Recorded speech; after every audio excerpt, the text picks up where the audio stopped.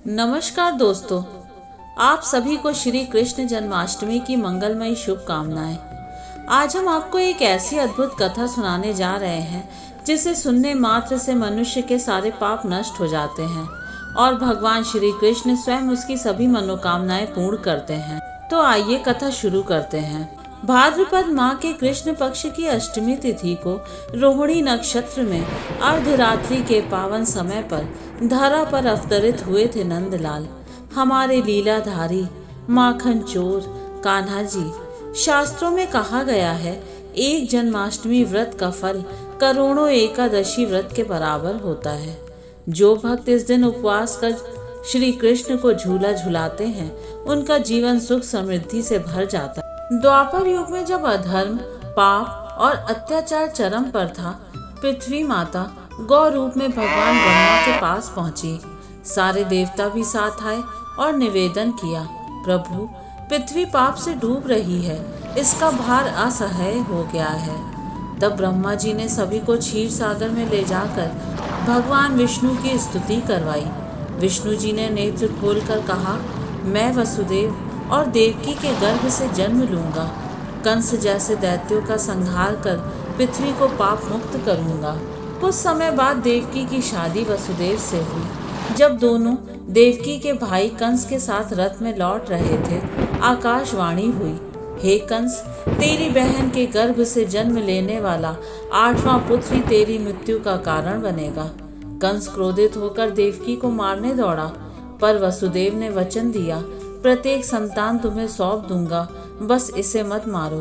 कंस ने उन्हें कारागार में बंद कर दिया और एक एक कर देवकी के 7 पुत्रों की हत्या कर दी। भाद्रपद कृष्ण अष्टमी की रात रोहिणी नक्षत्र में बिजली से और मधुर ध्वनि के बीच 4 भुजाओं वाले श्री कृष्ण प्रकट हुए। जंजीरें टूट गईं, पहरेदार सो गए और वसुदेव बालक को टोकरी में रखकर यमुना पार करने निकले। यमुना जी ने बढ़कर चरण स्पर्श किया, फिर रास्ता खोल दिया। गोकुल पहुंचकर वसुदेव ने नंद के घर सोई हुई यशोदा मैया के पास कन्हैया को रख दिया और उनकी कन्या लेकर लौट आए। अब सुनिए जन्म के बाद की एक अद्भुत कथा। एक दिन कैलाश से भगवान शिव स्वयं गोकुल आए, पर साधु योगी का भेष धारण कर उनकी इच्छा बाल रूप श्री कृष्ण के दर्शन करना। वे नंद भवन के द्वार पर खड़े होकर अलख निरंजन पुकारते रहे, पर यशोदा मैया उस समय कन्हैया का श्रृंगार करने में मग्न थी। एक वृद्ध गोपी ने योगी को देखा और पूछा, बाबा क्या चाहिए?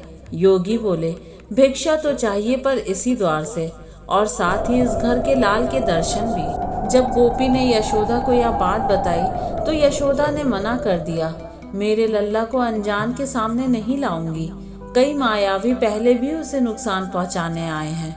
योगी ने धन और मोती को ठुकराते हुए कहा, मेरे लिए ये हीरे मोती व्यर्थ है, मेरी भिक्षा तो तुम्हारे लाल के दर्शन है। स्वर्गलोक में बैठे देवताओं को लगा कि ऐसे तो दर्शन नहीं होंगे।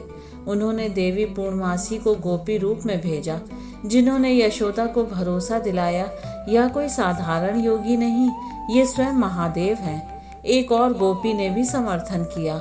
तब जाकर यशोदा ने कहा, लल्ला को लाऊंगी, पर हाथ नहीं लगने दूंगी। यशोदा श्याम सुंदर को गोद में लेकर आई। योगी रूप शिव जी का हृदय प्रेम से भीग गया। वे निहारते ही रह गए जैसे पूर्णिमा का चांद। पूर्णमासी में शिव जी के चरण धूल को श्याम सुंदर के ललाट पर लगाया। श्याम सुंदर ने मन ही मन कहा, धन्य हैं आप, जिन्होंने अपने सेवक के घर आशीर्वाद दिया। शिव जी बोले, आज मेरी भिक्षा पूरी हुई, मोती धन तुम ही रखो।